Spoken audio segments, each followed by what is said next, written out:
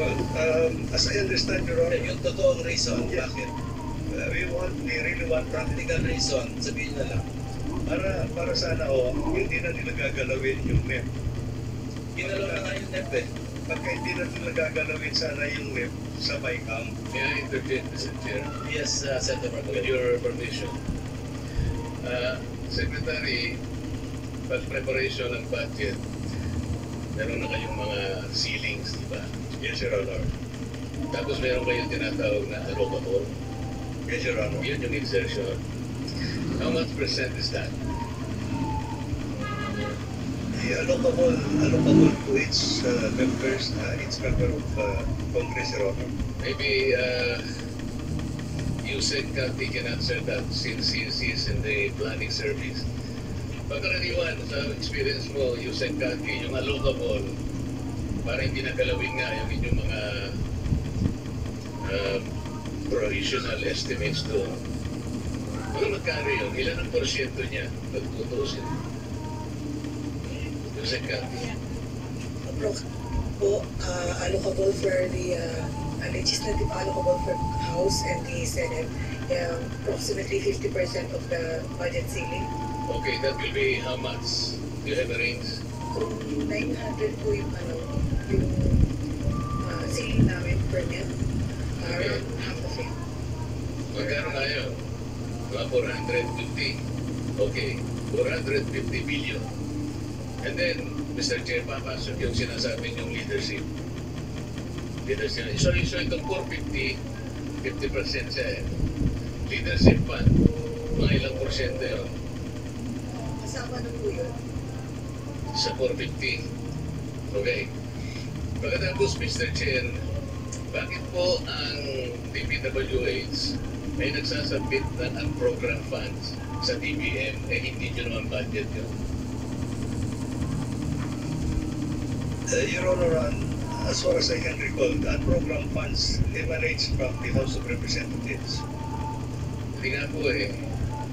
Kayo ang nagsasabit, kayo ang gumagawa ng budget, pero hindi nakalagay sa DPWH, pero napupunta sa DBM. So, siguro DBM ang sumagot.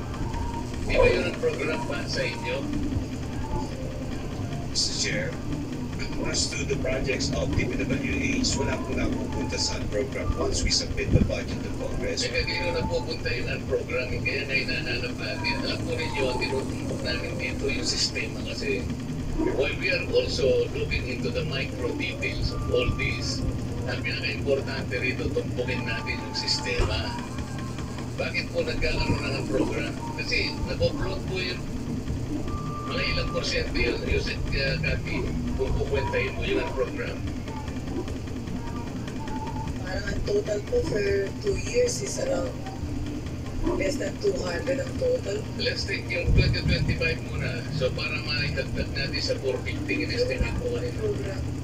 Mga ilan po?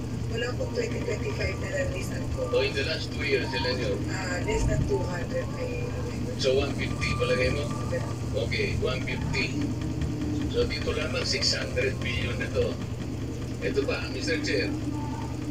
Pagkatapos na magawa yung GAA, there's a difference between the NEP and the GAA. Ito yung malaki. What do you call that? Ito yung isang lalagyan po ninyo ng note na 4-liter release. Tama? O yung 4-liter release na 2025, magkano yun? The amount for later release, actually, Your Honor, these are the new items that are included in the General Appropriations Act. Yes, sir. Magkano po yun? It's amount to 410 billion. Okay, 400. 410 billion. So ito lang po 1 trillion po Mr. Chair, 2025, biglang lumobo ng 1 trillion ng budget. Hindi mo kailangan yun Allocable, leadership, and program, pagkatapos FLR. This is the difference between the NEP and the GAA. 1 trillion pesos. Kung baga sa tao, Mr. Chair, cholesterol ito Tama. Well, kung hindi mo ititreat ito, mamamatay yung tao. Kaya nangyari, malapit nang mamatay.